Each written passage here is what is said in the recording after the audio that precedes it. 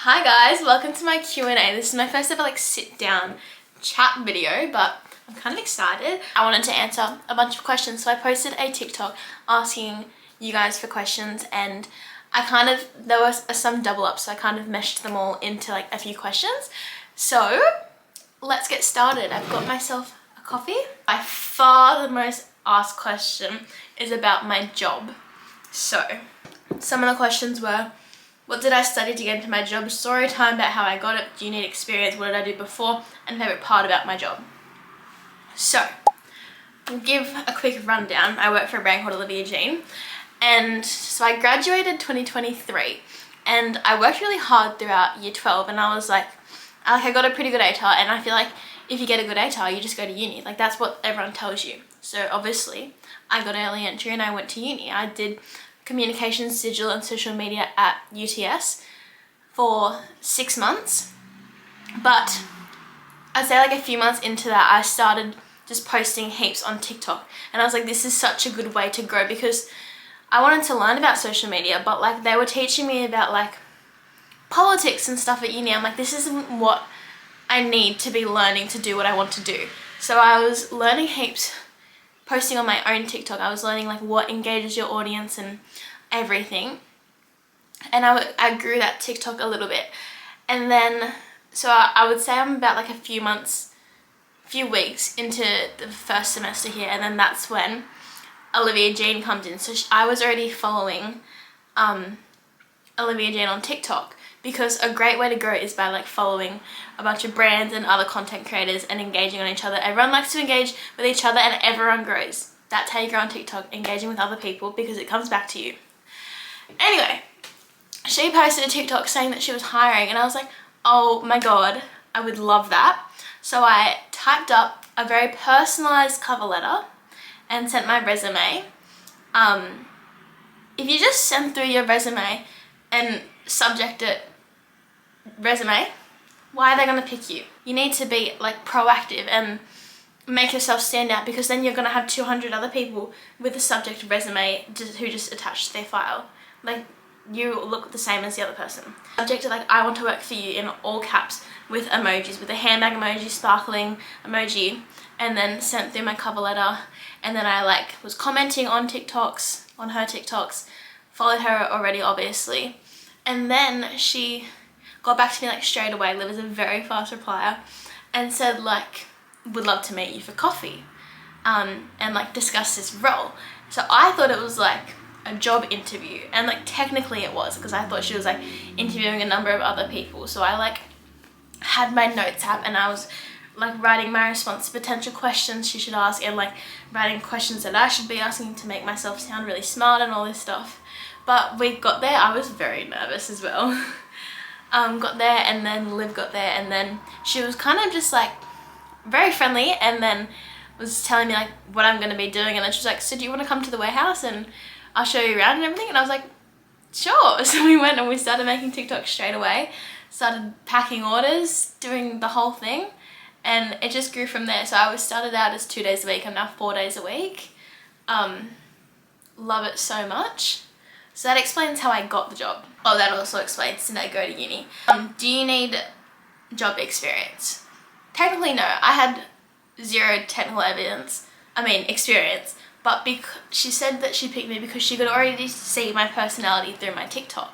If you're active on platforms, people can see your personality, see what you look like, see how you talk, see how you're confident in front of the camera, see that. So that definitely helps. What did I do before OJ? I actually had my own business. I started it when I was in year 8, which is very young thinking about it now. It was called Evercreate. And I sold vinyls. I'll pop some pictures, so personalized name vinyls. And then I didn't sell product. Because I wanted to do drink bottles with names on, but then I was then I have to source and ship drink bottles. I don't want to do that. That's not my problem. So I just did the vinyls, and it did so well, especially with Physie clubs.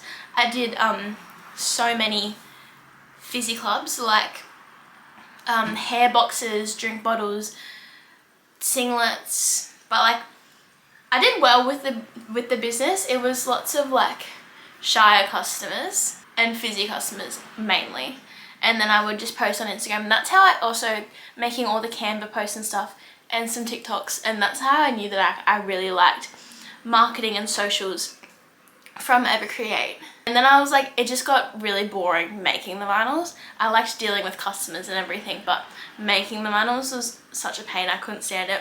So I got a job at a cafe. I still always did Evercreate. I don't do it anymore, only for like some certain people. I do it.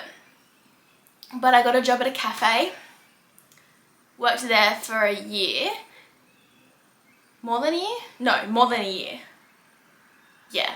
And then I worked at Cronulla RSL, and then I started working with OJ, and I was doing both, but then I left the RSL. And then also I'm doing the socials for Hair House now, so I'm 4 days with Olivia G and 1 day with Hair House. So that's my job history. And favourite part about my job? I don't know, like that's so hard to pick. It's so much fun. Like Liv and I get along so well, and every day is different. Like I've got to so many amazing opportunities. I got to go to Italy last year for work. That was definitely a highlight. Also, like people, I don't know, people send us messages, and we've even met some people out that like watch our TikToks, and they just say like they really like our videos. And when people say that, it just makes me so happy to see that people like my content. So maybe that when people, when we get positive feedback or great engagement on posts, people really like it, I'm like, thanks. Okay, that's all about work. I think I find hard as a content creator. It's definitely hard to like keep up, like it never stops. If you have a week of posting, then like next time you post, your engagement's probably going to be a little bit lower. So it always stops. It's definitely hard to set aside time, because you're like, oh, I don't want to be in front of the camera, I don't feel good and all this stuff, but you literally just have to do it. Like you don't have a choice. It's your job. Sometimes I like film a vlog or something, and then I just can't be willing to edit it, and I just never end up posting it. I would say a lot of people's biggest thing with finding it hard with content creator is like being confident enough to post the things. I feel like I'm pretty good with that. I developed this mindset that I'm just like, okay, some other 19-year-old girl's like, oh my god, what is she doing? She's embarrassing herself. That doesn't actually affect me. That's her own thoughts. That's not my problem. I can do what I want to do. Like, I don't know if that makes sense, but that's how I decided to think. Tips for engaging your audience. I kind of said this earlier, but engaging on other people's audiences. Engaging on other people's content, because then they're going to come back and engage on your content so that you can all grow together. Also posting things every now and then that you know someone's going to repost, and you know someone's going to tag a friend. For example, my most viewed TikTok, it's nothing special. It's me dancing to a Gracie Aaron song, but it says, girls, if you have a bigger chest, always wear a top that is tied up the top and flows out because it's so flattering. That's almost at 20k saves, because people, like I knew people were going to save that video, and that's why it got so many views, because so many people saved it. I don't know if that makes sense, but every now and then, post what you want to post and post what feels natural, but every now and then you should be posting something that, you know, is either going to get lots of people tagging, comments, reposts or saves, because that will boost your views and boost your followers, and then boost other videos. Travel plans / places I want to visit. To be honest, I'm not a massive traveler. Like I got back from Italy and everyone's like, oh, do you just want to like go travel Europe for 2 years now? And I'm like, not really. Like I like to be home, which is kind of weird. Like obviously I loved Italy and I do like traveling when I'm there, but I'm not a massive person counting down the days till I get to book a holiday again, you know? But I think we're going to Bali for work this year. So that's exciting. That's in the works. And then we're just, I have a few little trips like in New South Wales, going to Coffs, going to Mollymook, a few little plans. Plans for the future. That's a big question. Far down the track. Well, hopefully not too far. I would love to have my own business someday within content creation, because in 20 years time, I'm not going to want to be in front of the camera doing a TikTok dance, you know? I want to be more like educating other people how to do that. That's the current goal, but that's not my problem right now. beauty slash fashion slash skincare tips. So a few people left this comment, so I kind of went all to one. So I'll give one tip for each. Fashion tips, I don't know. I keep saying this on my YouTube, but I'm having a clothing crisis at the moment, and I feel like I just don't know what to wear other than activewear. I don't like any of my clothes.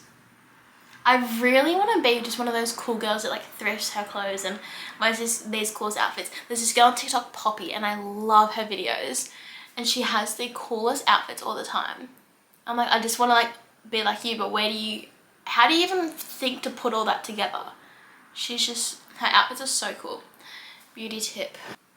I don't know, I feel like I shouldn't be giving tips on this. I'm not qualified. Skincare. Oh, I'll show you my favorite skincare product. I showed this in my other vlog, but this is my all-time favorite skincare product. I don't know if that's gonna focus, but it's the Avene. I still don't know how to say it. Cicaplate something.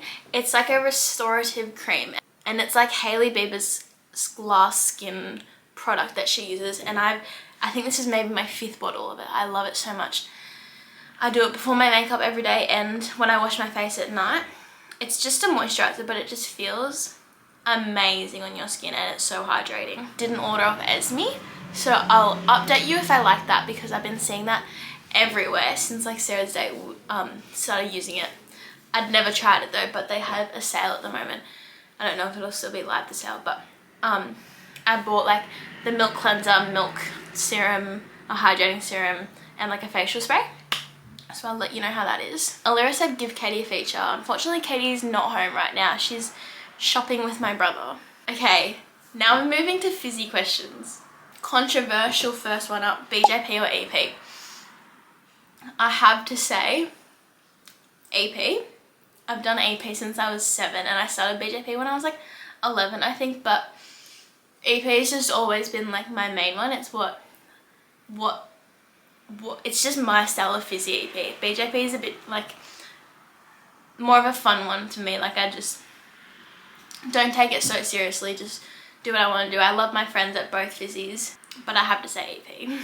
Physie journey slash fave moments. So yeah, I started when I was 7, and I used to live in Queensland for like a year, and I started when I was in Queensland and then came back and went to Yarra Physie.